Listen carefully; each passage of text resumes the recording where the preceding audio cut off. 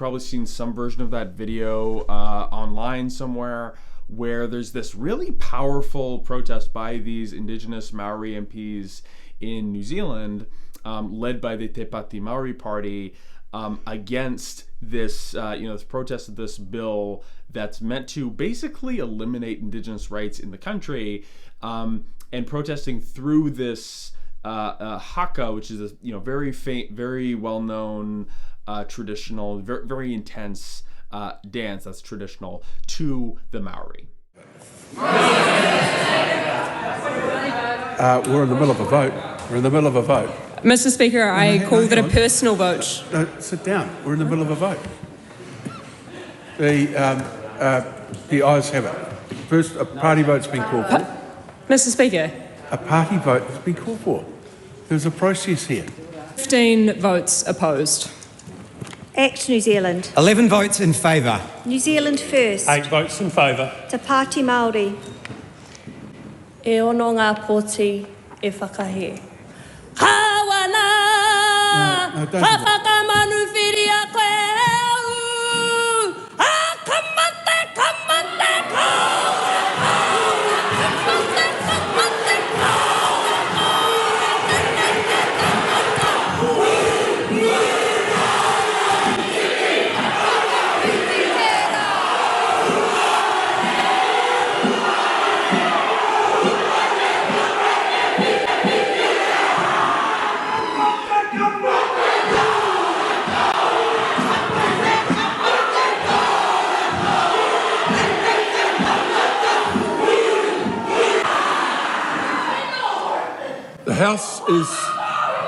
The House is suspended until the ringing of the bells. The gallery is to be cleared.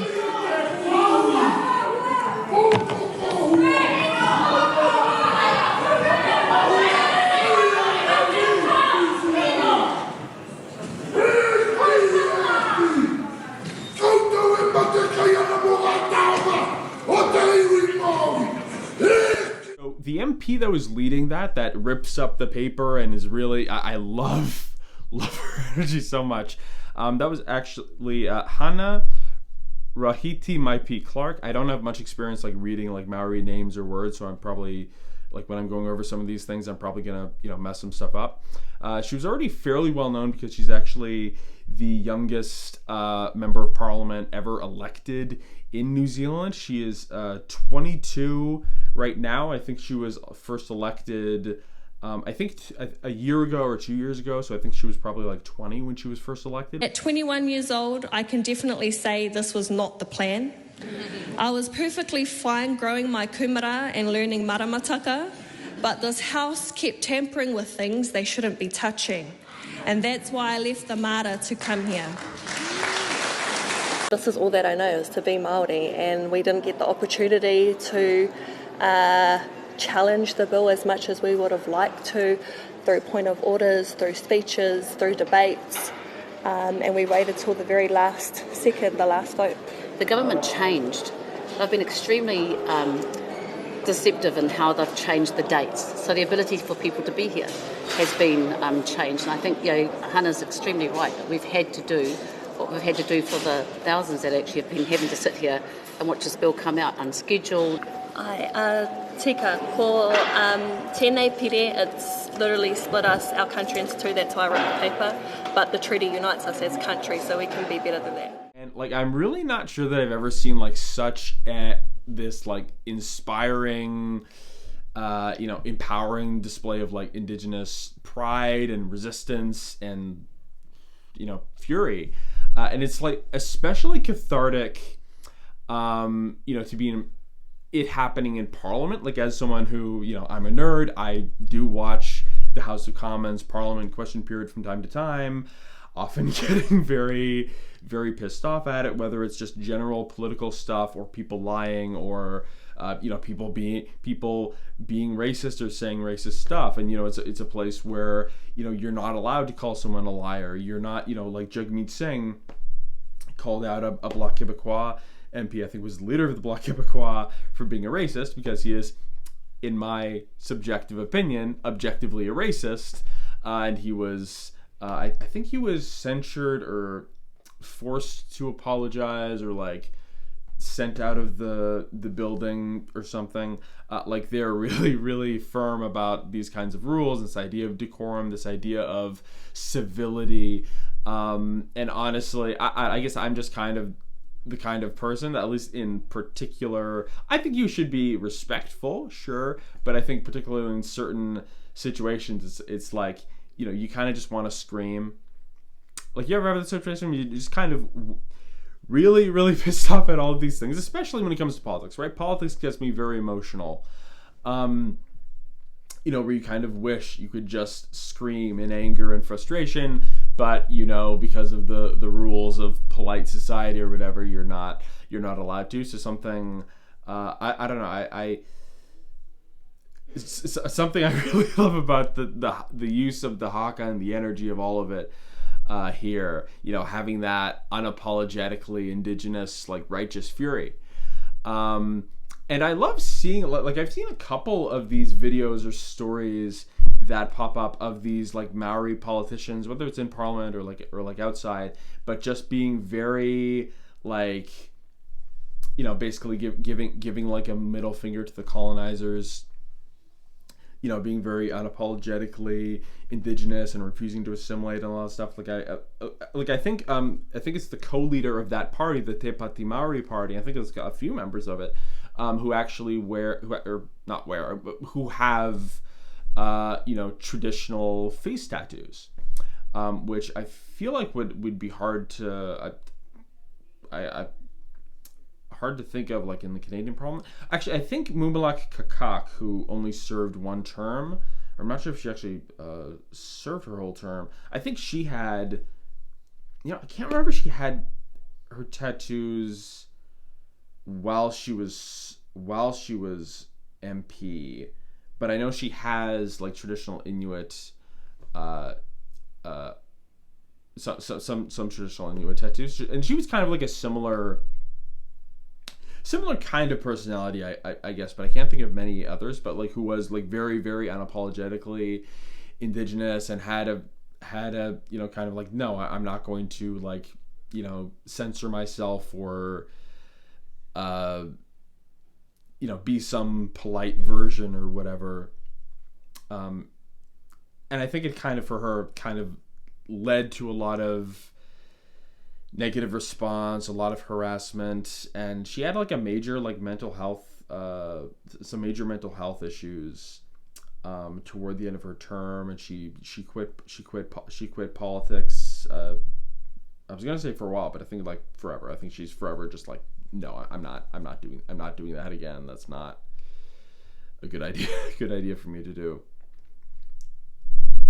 But I also remember some story. I think it was like a Maori New Zealander or a Maori person. I'm not sure if they. I know there's a lot of Indigenous Canadians that don't necessarily, you know, like to use the word Canadian. I just said Indigenous Canadians. That, you know, Indigenous people who don't like to, you know, think of themselves or refer to themselves as Canadians. So I'm not really sure if, you know, if there are Maori that they feel a similar way about thinking about calling themselves New Zealanders. So I'll try not to use that term. But anyway, there was this Maori guy who he was being asked to wear a necktie. I think he was wearing like some Indigenous medallion or something. And he had very firmly refused to wear a necktie, and I think he called it like a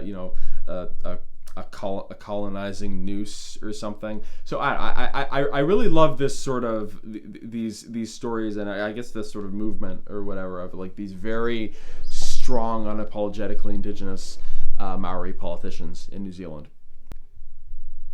And it's especially great, like, seeing the reactions of all the the other parties, right? So these, like, right-wing white New Zealanders who are just so, you know, stuffy and just so pissed off at frick these freaking natives, right?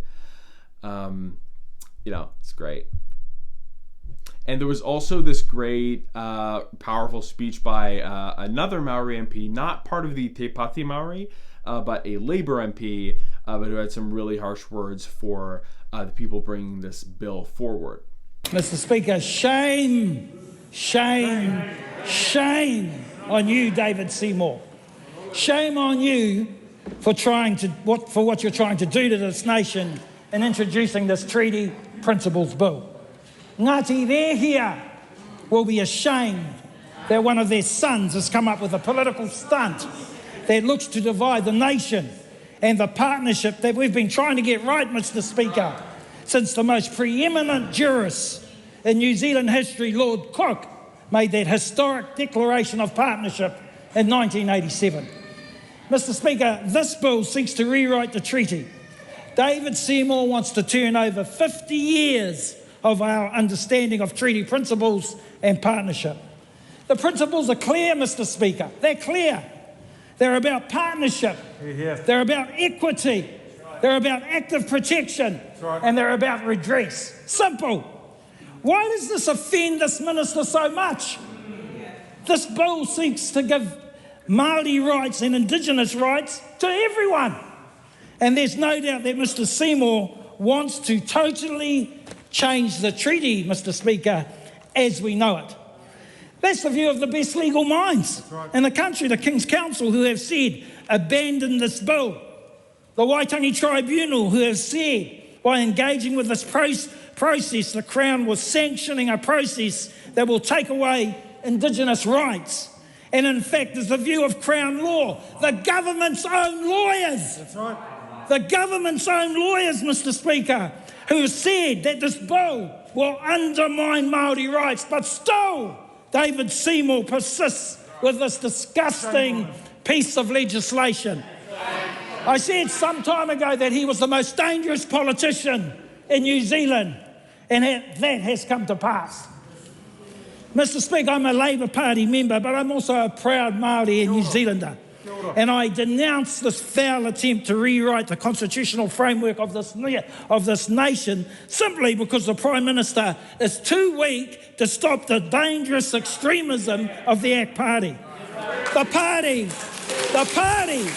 of Doug Graham, the party of Chris Finlayson, Jim Bolger, Jenny Shipley, none of those people would have been played the way the Prime Minister has been played. And so, the bill, and before I get too much into it, I want to go into some of the history around it, because it's basically the main contention is around, or the whole contention is around redefining the Treaty of Waitangi, which is the kind of foundational treaty of New Zealand between the English Crown, now the New Zealand Crown, and the Maori people, which outlined the relationship between Maori and the colonial government, which was signed in 1840. It was a bilingual treaty that had 3 articles. The first article granted governance rights to the Crown. The second article affirms the continued Maori ownership and rights to their lands and villages. Article 3 gives Maori the full rights, duties, and protections as British subjects. There were some key differences between the Maori and English versions, because it was published bilingually, so there was Maori and English version, and probably partly just because there were genuine linguistic and cultural differences between Maori culture and English culture. There were a number of words and terms and concepts that weren't able to be translated directly into Maori. One of the main issues was what in the English document is referred to as sovereignty, and in the Maori document is kawanatanga, which in Maori is more governance or governorship, and doesn't necessarily mean sovereignty in the same way that the English would have understood it. It's not Maori necessarily saying, oh yeah, we give up all our claims to land, it's all yours, we accept to just be your subjects, and we're just people under you now. No, they understood, okay, we're for this security, because they especially wanted a lot of security from they were worried about the French coming in. They were more worried about the French than the English. So like, okay, we're going to give you like governance for the country, but we still have, like they understood that they were ceding governance to the English of the country, but they would still be maintaining rights to manage their own affairs. So they weren't just like they weren't saying they were giving up all of their rights, right? And that's definitely not that uncommon in the history of like treaties between colonial governments and indigenous peoples. Obviously, we have a lot of that in Canada. I mean, they did it, I think a bit better in terms of they actually had a at least roughly translated, like a relatively well translated treaty. Even if there's a couple sort of linguistic and like interpretation issues. But like what you often had in Canada would be, only an English version of the treaty, and it just being represented, generally misrepresented to, chiefs who couldn't read or necessarily even speak English, and presenting it as if they, the treaties had certain things that they didn't actually have. So the chiefs thought they were, thought when they were signing it that they would be, retaining all these sorts of rights and getting all these benefits in return, and in reality they weren't really getting that, right? And so those kind of issues between the Maori and the English version of the treaty led to various disagreements on the interpretation of the treaty, culminating in the New Zealand Wars, which took place from 1840 to 1875. And after those wars, the New Zealand government basically decided to just start ignoring the treaty, essentially, and the Maori would lose a lot of the land that they were promised, sometimes through just like legitimate sale, like them selling it to, the government or to individual settlers. Otherwise, probably I think somewhat more often through these unfair deals with settlers, or settlers just coming in and choosing to occupy the land without even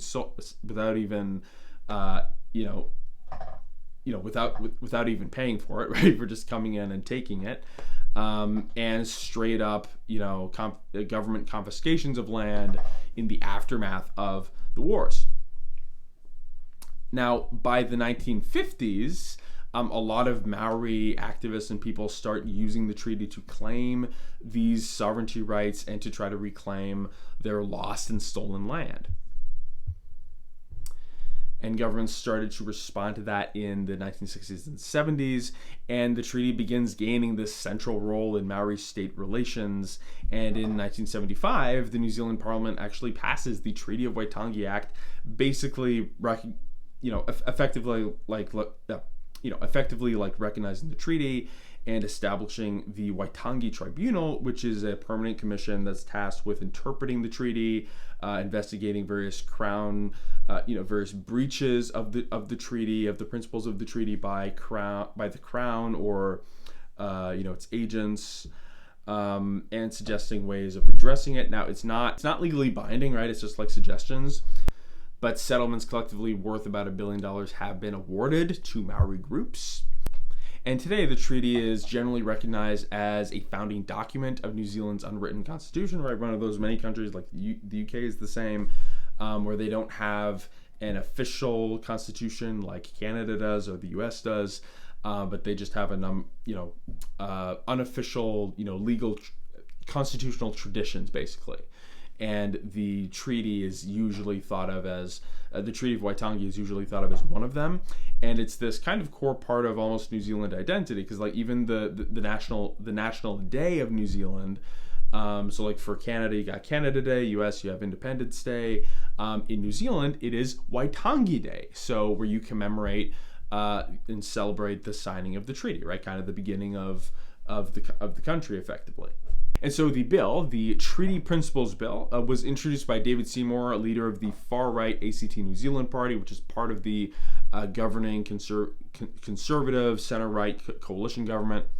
And it would radically redefine the principles of the treaty, including abandoning the principle of co-governance between the Maori and the Crown, Maori and the New Zealand colonial government, and fully rejects the idea that the treaty was a partnership between the Maori and the Crown, which has been, I think pretty much like since the 70s, certainly in the last, New Zealand governments, has been like the understanding of, of New Zealand. Like, yeah, it's a treaty. Who is it between if it's not about, relations between the Maori and the, incoming New Zealand colonial government?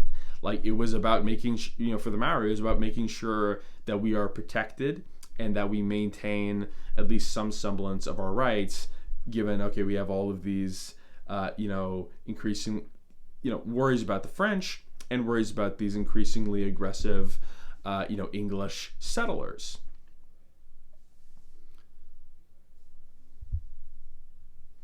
It also reinterprets the term Tino Rangatiratanga. I know I'm pronouncing these wrong. Which is usually understood by Maori language scholars to basically be the equivalent of like referring to self-determination in English. The ACT interprets that as only referring to property rights. So it only means that, okay, you have these property rights, very classically libertarian, right? It has no mention whatsoever of the Crown, Maori, or tribes or anything, and only refers to New Zealanders. So basically what it's trying to do is extinguish indigenous rights, claiming that, well, everyone in New Zealand, every white person or whatever person in New Zealand has those same rights. There is no such thing as indigenous legally. Just going to treat indigenous people like any other ethnicity, as if, in the name of this like color blindness or equality thing that these people like the ACT always try to do. And that's just not like indigenous people are indigenous. They were here first, and they signed treaties to protect those rights and their culture. Like, you can't just, like, especially like through that, like, you can't just say, oh, we're gonna pretend that these words don't mean what they say they mean, and that a treaty is not a treaty that says it's between two peoples is not between two peoples, and it's actually just making them part of, it's just making them New Zealanders like any other New Zealanders. Like, it doesn't make any sense. And the bill also is not going to pass. The coalition, the ACT's coalition partners, the National Party, which is the leading government party, like with they have the Prime Minister, and the New Zealand First Party, which my understanding is like they're also a like very right wing, like very like I think also like far right party. I think maybe more. I'm not an expert. I'm very very very far from an expert in New Zealand politics, so I can't really say that. But so they've basically agreed to support the bill up to the committee level, but then they're going to oppose it. Like when it's an actual vote on the bill itself, then they're going to oppose it. And that's basically their sort of compromise with the ACT, because the ACT had actually campaigned on, we are going to hold a referendum on this issue. They would hold a referendum to extinguish indigenous rights. Which, based on what, at least my understanding of like what happened with that like indigenous related bill or referendum in Australia, that was supposed to be like this big move forward for indigenous rights there. I would be concerned like in Canada if you were to put indigenous rights up for a vote. Can we vote to get rid of the rights of an entire people, of our indigenous people? I would not be very confident that most white Canadians, that most non-native Canadians would support the continued existence of indigenous rights. But so basically, the compromise with the governing with the other partners in the coalition was that, okay, we'll let your stupid bill go through, we'll get it into committee. So you can do your freaking PR campaign and talk about how indigenous people shouldn't have rights anymore. but we're not going to do a referendum. So that was basically the, you're going to stop calling for a referendum. Because I think they were originally saying that was like one of their conditions for forming a government with the National Party, was that, well, we have to hold this referendum to eliminate Indigenous rights. And along with them, the Green Party, the Labour Party, and of course the Te Pati Māori Party all opposed the bill. So like, yeah, the numbers just aren't there. It's like, yeah, it's gonna fail.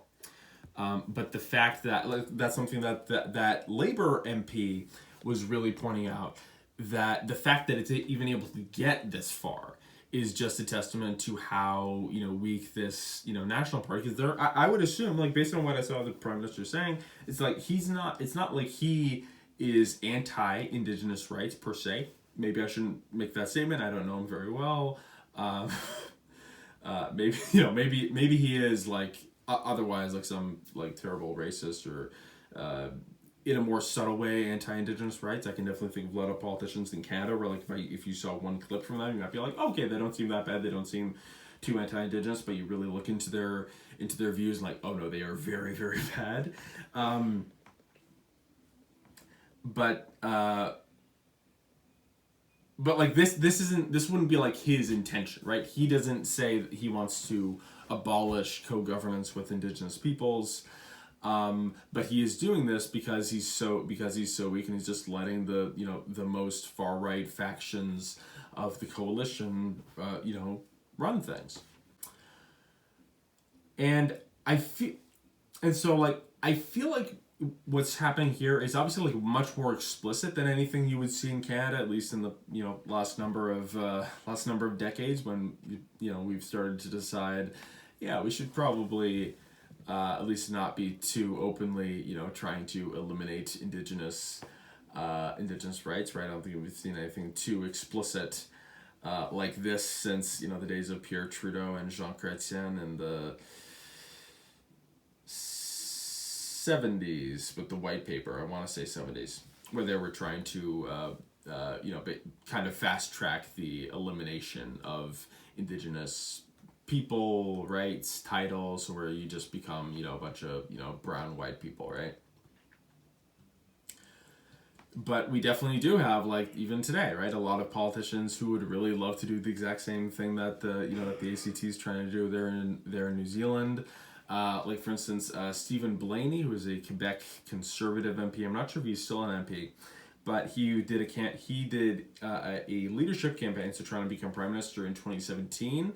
And a key part of his platform was this idea of eliminating Indigenous rights, eliminating the legal status of Indigenous people, abolishing reserves, all of that stuff. I remember a few years ago, I think this was even before then, but I remember a lot of this talk about Harper. I've never like looked into it too in depth, maybe I should, but this idea of Harper's negotiating tables for Indigenous rights, which were termed by many Indigenous activists like Russ Diabo and Idle No More as termination tables designed to eliminate Indigenous rights and basically turn First Nations into like basically nothing more than like municipalities rather than Indigenous nations and governments. And like it's not just like we also shouldn't just frame it as if, okay, this is just, okay, it's just a conservative thing or something we have to worry about with conservatives. I think it's much more in danger with conservatives, and I think they're much more explicitly hostile to the very concept of Indigenous rights. But we also have things like from, the liberals as well. Like they do it in a more polite, civil way or whatever, and they give a lot more lip service to the idea of Indigenous rights, and you'll have Trudeau saying that reconciliation is the biggest priority for his government, and the most important relationship for his government is the relationship with Indigenous peoples. But then he's fighting residential school survivors in court to avoid giving them a penny. He's refusing to give First Nations children equal educational funding, even though he is repeatedly ordered to by the Human Rights Tribunal, and in violation of his campaign promise that I still remember so clearly from 2015, that he was going to consult with Indigenous peoples and respect if they decided they weren't going to allow a pipeline going through their territory, and he completely ignores that, and just does whatever. Like, he'll sometimes talk to you and let you know what's about to happen, but ultimately, like, he does not ultimately. Justin Trudeau and the Liberals do not fundamentally respect Indigenous rights. They just want to feel good about themselves, and they want their white voters to feel good about themselves and feel like they're supporting Indigenous rights by voting with the Liberals, when really it's like, no, it's just like a marginally better version of what you get with the Conservatives. Though with the Liberals, I feel like it is more a preservation of the status quo, whereas with Conservatives, especially with like Pierre Poilievre, his version of the Conservative Party being much more right-wing, and him having very well documented anti-Indigenous comments, I would be worried about him like doing something similar to this, or at least or similarly one of his, like someone more right-wing within his party trying to push to eliminate or severely weaken Indigenous rights.